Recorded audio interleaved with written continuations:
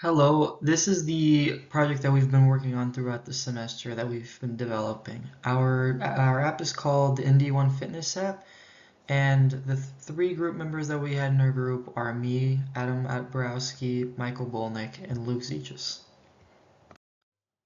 So in terms of a little overview of our app and a look into some of the inspirations behind how we planned this app and how we went about making this app. So essentially this was inspired by us sitting down and looking at a bunch of different fitness apps and looking to see what common occurrences there were between all these apps in terms of some components and some functionalities that were pretty much necessary in each one of these apps to hold it all together. So we wanted to create our own version of an app, but make sure that these main functions were in our app so that you could have a good user experience at the beginning in order to get to our final goal, which is the custom component that we implemented, which is essentially just based off of tracking distance. So our goal was to have the user travel a virtual route while exercising in the real world. What essentially this means is we wanted to have a user be able to exercise and their distance be tracked while they're moving, and then be able to map that onto an actual map, which will have one point and then another point, which will be your starting point and your destination point.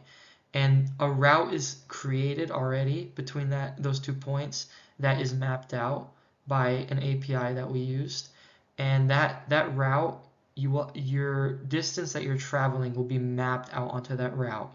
So essentially, we're transferring the user's distance that they're traveling into a custom route that we've created on a map, which is given in our UI. There's a map that you can see. So this basically is one of the functions that we want, and then another thing we wanted to add was the ability to display some of the profile data and some of the statistics that we'd be tracking while the user is running or doing any kind of fitness activity. So essentially this is our own fitness tool in our own vision. So these are some of the main design components that we wanted to implement in our app. And essentially what we have is we have our login screen, which is the first screen the user goes into, and it just has regular login functionality. So you have your two fields that you need, your username and your password, and there's a login button that will make sure to verify if the information is valid. Then we have our sign up screen, which essentially first time user can enter all of their information in order to sign up an account with our app. We also have a password reset screen in case a user forgets their password. They can just be redirected to this screen, and then they will be able to enter a new password that they wish to have for the app. We have a trip screen, which essentially allows you to either continue or start a new trip. And once you do one of these two actions, your map screen will pop up, and this is where our map UI is, and the route is tracked, and your route is shown on the map. And then we have our profile screen, which essentially is just a bunch of statistics and data that we included under the user. And then, of course, we need our database in order to store information, which mainly main information we stored was login information as well as fitness data. So these are some of the main technologies and components that we had to use in order to put together the app in the vision that we wanted. So we use React Native as our framework to develop the app and make it look the way we wanted it to. We use Android Studio and Visual Studio Code as our two IDEs in order to compile our code. We use Expo Go as our simulated environment where we were able to test and see real-time what is going on with our app and all the changes that we're implementing. So this was essentially, Expo Go was essentially our way of seeing what our app looked like. Firebase, it was the database we chose, and we chose it mainly because we were able to see real time. When someone was entering information, we could see all their information going into the database. So this was really good for testing as well. We use GitHub for version control, and we used it in order to collaborate on our code. The Google Routes API, essentially, that was integral for routing our path from our starting point to our destination point, and we used some functionalities out of that API in order to correctly route the shortest path from one point to another point that the user has chosen. And then React Native Maps was essentially what we use in order to create our map component and for the map to look correctly on the screen. So in terms of a front-end breakdown of our app, here are some screen mockups of three of our main first three screens in the app. So first we have the login screen, which has the obvious login credentials. We have an email and a password field. If you do not have an account yet, you have the option to click sign up, and you will have all of these data that you'll have to fill in, and you create your account, and then you can log in once you have all this data entered. And it will be checked with our database. And then the third option is you can also click forgot your password in case you forgot your password, and it'll go here and you can enter a new password, and you will have a new password that you can use under your email. So on these two screens, essentially, we just wanted to show a couple of the errors that might show up if a user enters incorrect information. So on the left side we have here is an invalid email prompt that in case you enter an incorrect email that's not identified in our database, you will not be able to log in and you will get this invalid email prompt prompting you to enter a correct email. In terms of sign up, one of the error messages is it'll ask you to please fill out all fields if you have not filled all these fields out. So if you leave one of these blank, you'll be prompted to make sure that every field is entered so your account is correctly created. So this is a screenshot of the login page component, specifically the login function, which is linked to a button on the page. What this does is it calls a sign in with email and password function provided to us by Firebase. We pass in the email, password, and authentication object, and it returns some user credentials, which can be referenced from here or referenced later in the application. We also have some information we're getting here about the user's current trip, so that can be passed down to the next component. So we can have that information without having to make a second call over the internet to the database. We also have some handling here some error handling, with .then and .cat using promise syntax, where we just look for common error codes associated with logging in, such as invalid credentials, so that they can be displayed to the user as a form of feedback. So here we have some of the trip screens that you can see when you enter the actual app after you've logged in. So the first one that pops up is in the case of someone that has not started a trip before.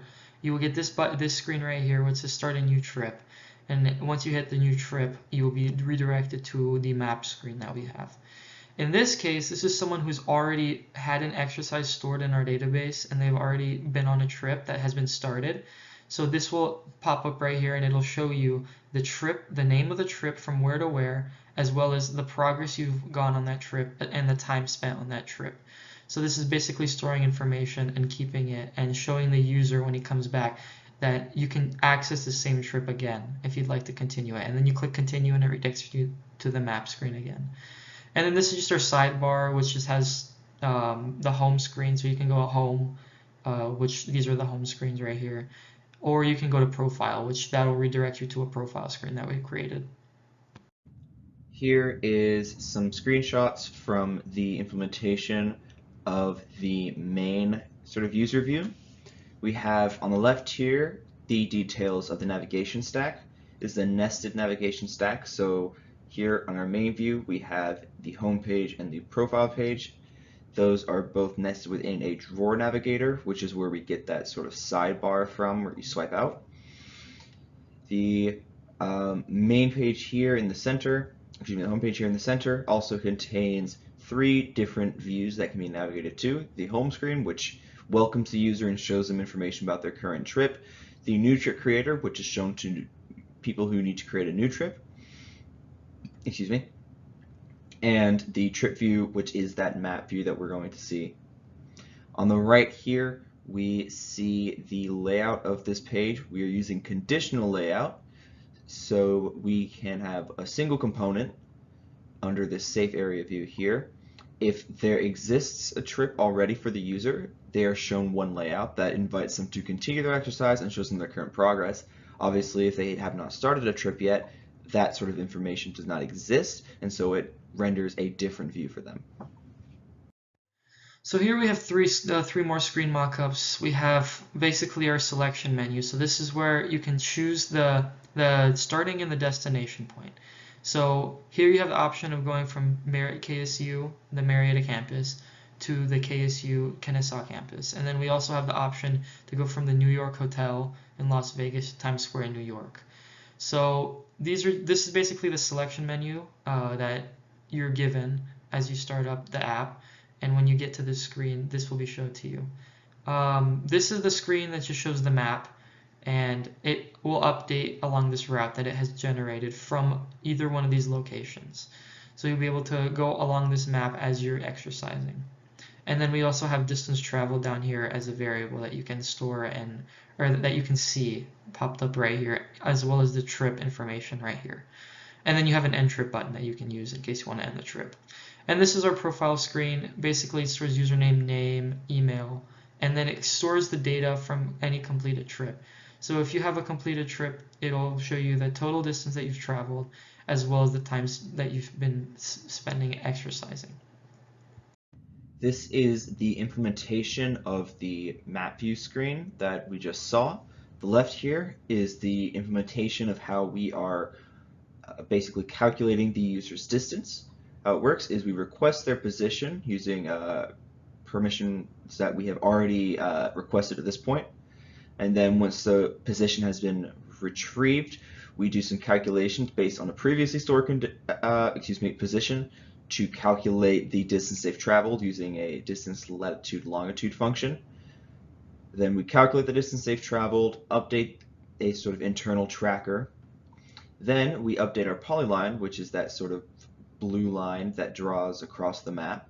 We do that by taking the original gray line that we saw from start to finish, from the origin to the destination, calculating a smaller polyline using a library called turf.js, making sure to keep the units the same, and then we render that over here, which we'll get to in a second. A little bit more error handling here, and just a little bit of logic here to check if they have actually completed the trip, and it calls an end trip function. On the right here, we have the actual layout for how the trip view looks. We have a map view, which displays the map, displays markers and the polylines on top of it. And if we have this sort of shorter blue polyline that we saw earlier, then it renders that as well. We use conditional rendering here, but if that short path does not exist, we simply don't render a second polyline. This is just to handle the case where there is no short path yet, or it only has one coordinate point. Down here we have a little error handling. This is specifically if the user did not provide permission access, then they will get this error message that will prompt them to go back and re-allow location access on the application. If they have not caused an error that way, then it renders a little bit extra information about the trip, where they're starting from, where they're going, and the distance they've traveled out of the total distance they need to travel. It also provides a button that we just saw to allow them to end their trip. My name is Michael Bolnik, and I'm the one who worked on all of the database and backend development for our app. And here's just an introduction. We implemented everything using what's called the Firebase Real-Time Database, which is just this tool that allows us to use real-time updates to a database. We used it to hold information about a user's account and all of their trip information. We have 3 nested elements, which were user, current trip, and completed trips. And the reason I say nested elements is because Firebase doesn't work like a usual table-based database does. Instead, you have elements that are nested inside of each other. And for the first one, we have the user, which holds information such as the username, email, total exercise time, also has the first name and last name. And it's just good to hold general information about their account. We also have current trip, which has information about the trip that the user is on currently. It has current distance, exercise time, the name of the trip, all the coordinates, things like that. And we also have the completed trip section, which is going to be a list unique to each user and all the trips that they've already completed, so they can go and look back at all of that. It also has this similar information of the current trip, just instead of current distance and current time, it has total distance and total time. All right, and this is the system design. As you can see here, we have our device, which will give our location information to the Google Routes API, and that'll send the route information back to the device. The application here takes user information from the database and also sends it to the database, and the database will send back any information that the application here will ask for. All right, and here we just have a picture that shows how our database is designed. As you can probably tell here, it's not going to be the same as a SQL-based database. It doesn't have any tables. What Firebase does is that it has all these nested elements in here. So first we have current trips at the top, which is going to be split up between each user with this unique user ID. And each user is going to have current distance, destination coordinates, the name of the destination, and the name of the origin. It's also going to have total distance. And then you can see this trip is just between the Kennesaw campus and the Marietta campus. And then we also have this user field down here, which is broken up in a similar way to the current trips, where you have each user with their unique user ID. The users have things such as email, first name, last name, username, and then the total distance and total trips completed between each session. Okay, and on to the implementation of our database. Like we've already said, the database is implemented to store important trip information. Once a user is created or once any update is made to the database, you can see it in real time, as in if you go to the console, you can see the numbers update and new fields being added, which is very useful.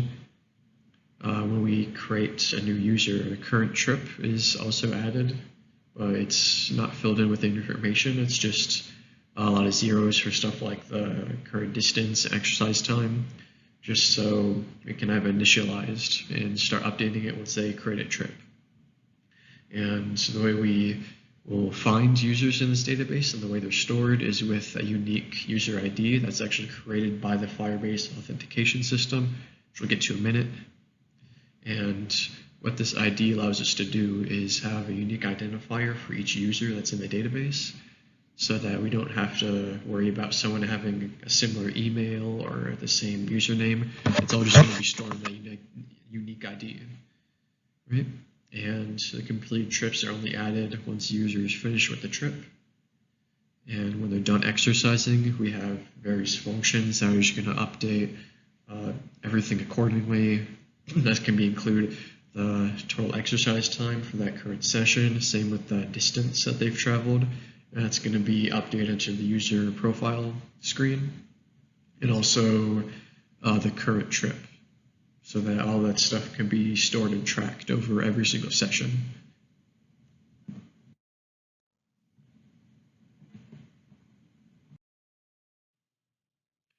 All right, and lastly, we just have our Firebase authentication system.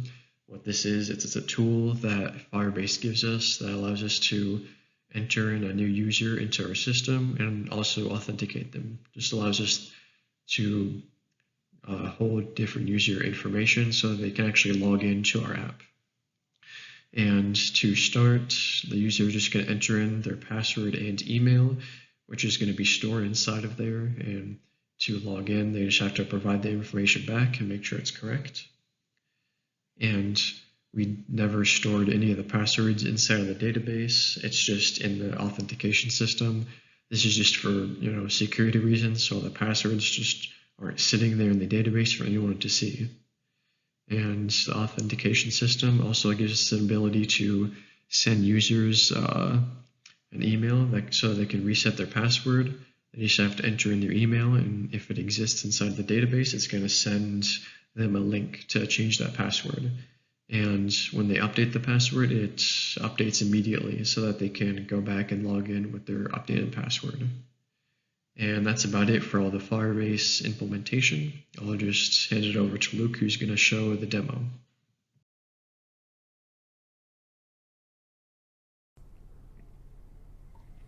Okay, so this is the demo for our project INDY1-Fitness App. Starting off with the main screen the user sees, just a login screen. Moving to a sign up screen to create an account from scratch, just to show you how the flow works. Entering the basic information here, first and last name, email, username, password information. It's not showing up in the screen recording, but Apple was prompting me to put in my own password, so it is kind of concealing it there. Now if I go and try to log in, and I'm going to intentionally put in the wrong password, we will see that the username password is incorrect. I believe for security reasons they won't show the password on the screen recording, but in the app it does show up as just dots. So here I'm using our forgotten password functionality. I'll get an email in just a moment asking me to reset my password. That was just something for us dealing with our API keys for Firebase. So here I can click that link, reset my password. I'm just going to put the same password in just to make things simple. Now back to the login screen, I'm going to put in the correct password. I'm going to log in. This is the screen you see at the start. It invites you to start a new trip. These are the pre-made trips we have right now. I'm going to select the KSU Marietta trip. So this is a trip from Marietta campus to the Kennesaw campus. You can see at the bottom we have some statistics about the distance and where you're going. So I'm just going to hold here for a moment and let a little bit of time rack up. Because I'm not moving, the distance is not going to change, so later I'm going to show you an example of how this looks for a trip in progress. This is a profile screen. As you can see, there's no statistics or time yet because the trip has not had any progress done on it. The time is in hours and minutes, so since we weren't on there for more than a minute, it's still showing as 0 minutes, but I'll show you in a few moments how this will actually look. So now I have made some edits to the trip in the database, just so that I can show you what this looks like in progress. I'm going to log back in again, and what I have done is added about half of the distance of the trip in about 10 minutes, which is not a very realistic time, but just to show you how it looks. You can see this distance and this information shows on my profile screen as well. And if I click continue trip, this blue line shows our relative progress along the trip. So that is about 50% of the way from Marietta to Kennesaw. I know it looks a little bit closer to Kennesaw, but it has to do with the actual length of the route along the roads you are taking.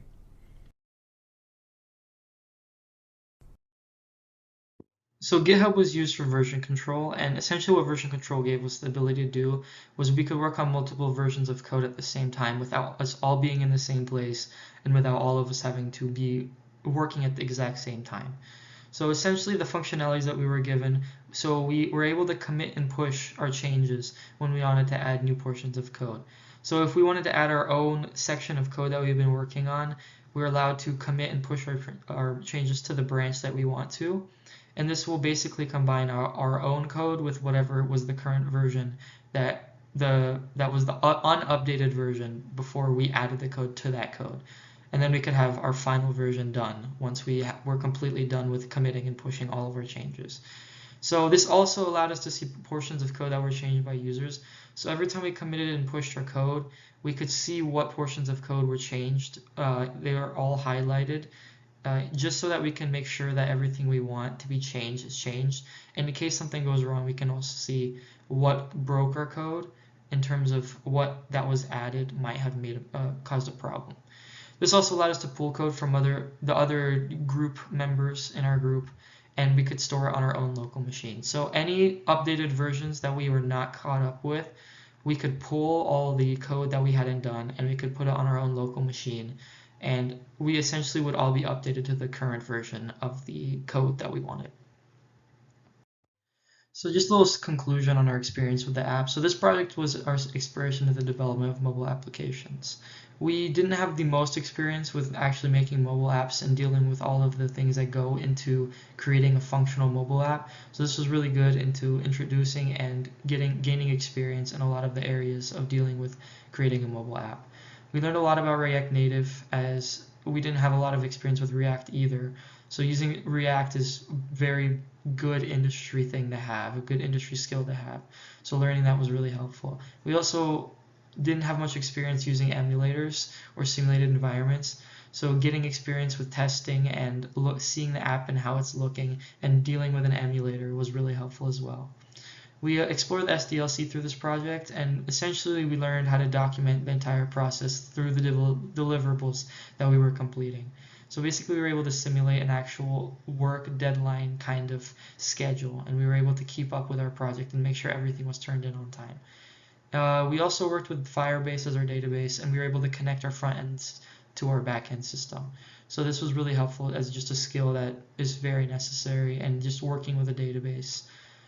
We also went through multiple rounds of testing, so we were able to identify a couple of issues with our app, and we made sure to address and fix those issues. So this was also helpful in terms of just learning the process of how to maintain an app. And then finally, we deployed a website, and which essentially had all the links to all of our deliverables that we had, and we used HTML and CSS to implement our website. And it was overall a very good experience developing this app, and we had a lot of fun.